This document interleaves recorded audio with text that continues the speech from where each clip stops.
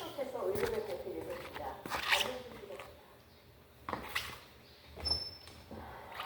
오늘 9일 오후 2시 15분 윤석열 전 대통령이 개업 사태 이후 두 번째 구속영장 심사를 받습니다.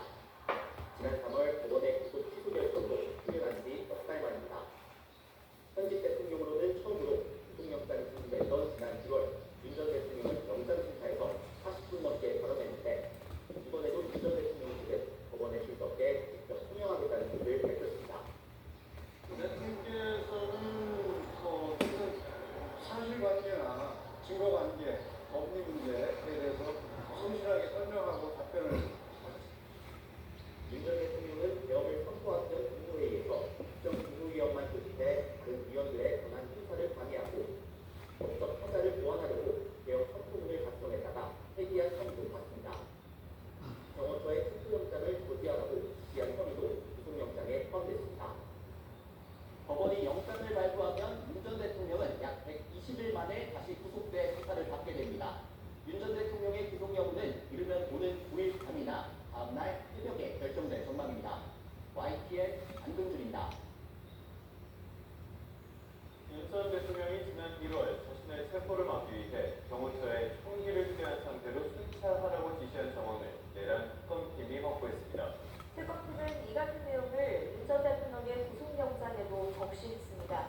한동호 기자가 보도합니다. 지난 1월 7일 경찰과 공수처의 2차 체포영장 집행을 앞두고 윤석열 전 대통령은 당시 김성훈 경호처 차장에게 문자 메시지를 보낸 것으로 조사됐습니다. 경호처는 전현직 국군 통수권자의 안전만 생각한다는 내용으로 자신에 대한 체포 저지에 강력히 나서라는 지시로 해석됩니다. 나흘 뒤 김 전 차장과 이광호 당시 경호본부장이 참석한 관저 오찬 자리에서 윤 전 대통령이 경찰 특공대가 들어온다고 하는데 경찰은 충돌 실력도 없다고 강조한 것으로 특검 수사로 드러났습니다. 이어 경호관들이 총은 훨씬 잘 쏜다면서 총기를 갖고 있는 것만 보여줘도 경찰이 두려워할 것이라고 말했다는 게 특검 수사 내용입니다. 경호처의 총기 휴대순찰을 지시한 건데 실제 화면에 포착되기도 했습니다. 특검팀은 이 같은 내용을 윤 전 대통령에 대한 구속영장에 적시하며 특수 공무집행 방해와 직권남용 권리행사 방해, 범인 도피교사 혐의를 적용했습니다. 또 개헌 관련 수사가 본격적으로 시작되던 지난해 12월 7일엔 윤 전 대통령이 김성훈 전 차장에게 세 차례나 전화해 이하통 기록에 대해 빨리 조치해야 하지 않겠느냐고 다그친 것으로 파악됐습니다. 윤 전 대통령 측은 법리적으로 범죄가 성립할 수 없다며 혐의를 모두 부인하는 가운데 대형전을 감추렸던 윤 전 대통령의 행적이 하나둘 실체를 드러낼지 관심입니다. YTN 한동입니다. 내란과 외환 혐의로 추가 기소된 노상원 전 정보사령관에 대해 법원이 추가로 구속영장을 발부했습니다. 비상계엄 선포에 앞서 북한 도발을 유도하려 했다는 의혹에 대한 특검 수사가 속도를 낼 것으로 보입니다. 도장원 기자입니다. 내란 사태의 비서도로 지목돼 지난 1월 구속 기소된 노상원 전 정보사령관이 추가로 구속됐습니다. 오는 9일 1심 구속기한 만료를 이틀 앞두고 다시 구속영장이 발부된 겁니다. 지난달 17일 내란 특검이 노 전 사령관을 별도 혐의로 추가 기소하며 추가로 구속을 요청한 데 따른 것으로 재판부는 도주우려와 증거인멸의 염려가 인정돼 구속의 사유와 필요성이 있다며 영장을 발부했습니다. 노 전 사령관이 풀려날 경우 공범들과 말을 맞추는 등 진술이 오염될 수 있다는 특검 측 주장이 받아들여질 생깁니다. 법원이 추가 구속영장을 발부하면서 노 전 사령관은 최장 6개월 동안 수용 생활을 이어가게 됐습니다. 특검은 노 전 사령관의 신명을 확보한 상태에서 외환 혐의에 대해 수사력을 모을 거로 보입니다. 앞서 노 전 사령관의 수첩에서는 수거, 북한 공격 유도 등 문구가 발견됐습니다. 이를 근거로 윤석열 정부가 비상계엄 선포 전 북한에 무인기를 보내 일부러 도발을 유도했다는 의혹이 불거졌는데 특검팀은 이 내용의 구체적 의미와 작성 경위 등을 집중 수사할 전망입니다. YTN 부장원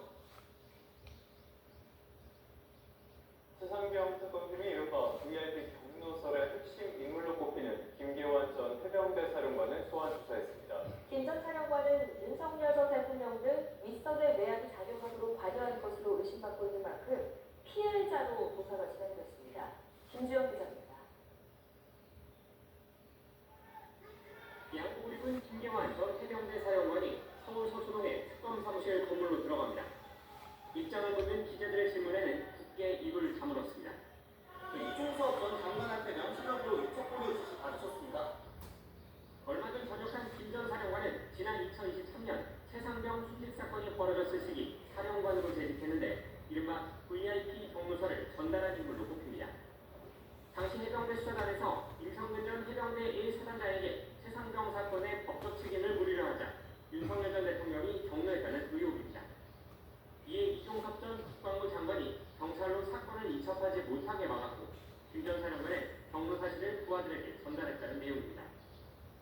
이에 대해 이 전 장관은 경로로 느낄 만한 기억도 없고 대통령으로부터 사건 이첩을 고려하라는 지시도 없었다는 입장문을 내기도 했습니다. 하지만 박정훈 전 해병대 수사단장이나 다른 해병대 간부는 김 전 사령관으로부터 경로 사실을 들었다고 진술한 것으로 알려졌습니다.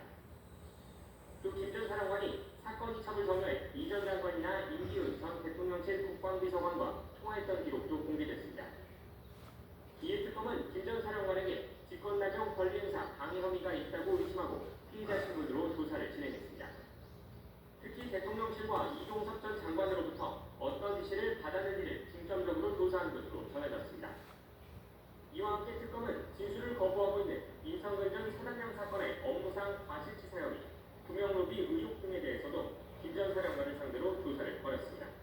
YTN 김주현입니다. 네, 이번엔 대통령실로 가보겠습니다. 주요국의 특사 파견을 추진하고 있는 이재명 대통령이 대미 특사로 김종인 전 국민의힘 비상대책위원장을 내정했습니다. 정부 간 소통과는 다른 차원에서 관세와 방위를 포함한 다양한 현안 해결에 역할을 할 것으로 보입니다. 강진원 기자입니다. 이재명 정부 첫 대미 특사단의 일원으로 김종인 전 국민의힘 비상대책위원장 이름을 올렸습니다. 이르면 이달한 파견을 목표로 추진되고 있는 미국 특사 가운데 한 명으로 예정된 겁니다. 김 전 위원장은 지난주 여권 입증 관계자가 자신을 찾아와 이 대통령의 뜻이라며 특사직을 부탁하자 이를 수락한 것으로 YTN 취재 결과 파악됐습니다. 이 대통령은 대선 기간엔 김 전 위원장을 만나 국정 운영에 대한 조언을 구했고 성남시장 시절부터 친분으로 유지해온 것으로 알려졌습니다. 친명계 의원인 더불어민주당 김우영 의원 역시 미국 특사단에 포함된 것으로 확인됐습니다. 대미 특사단을 이끌 단장으로 같은 더불어민주당 소속인 이현주 의원이 거론되고 있습니다. 특사 파견의 1차적 목적은 정상화된 대한민국을 알리는 거지만 관세와 방위비 등 미국과의 현안 해결도 이른바 미션이 될 것으로 보입니다. 만약에 우리가 미국의 특사단을 파견한다면 당연히 현안과 관련해서도 여러 다양한 노력이 병행될 것으로 저는 보고 있고요. 당국자 간 공식 채널 외에 다양한 차원에서 우리 입장을 설명하고 협조를 구할 거라는 의미입니다. 대통령실은 미국 외에도 일본과 중국 등을 포함한 BOT 4개국의 특사를 파견하기로 하고 특사 인선 작업을 진행하고 있습니다. 나라마다 민감한 외교 현안이 적지 않은 만큼 더욱 심혈을 기울이는 것으로 알려졌습니다. 대통령실은 상대국과 조율되지 않은 상태에서 관련 내용을 공식 확인하는 건 외교적 결례가 될 수 있다며 최종 특사 명단은 일주일쯤 뒤에 발표할 수 있을 것 같다고 전망했습니다. YTN 강진원입니다. 이재명 대통령이 오늘 용산 대통령실에서 국무회의를 주재합니다. 이 자리에서는 시행령 개정안 7건과 일반 안건 1건 등을 심의 의결할 전망입니다. 국가 핵심 기술 같은 산업 기술을 체계적으로 관리하는 방안을 담은 산업기술보호법 시행령 개정안 등이 포함됐습니다.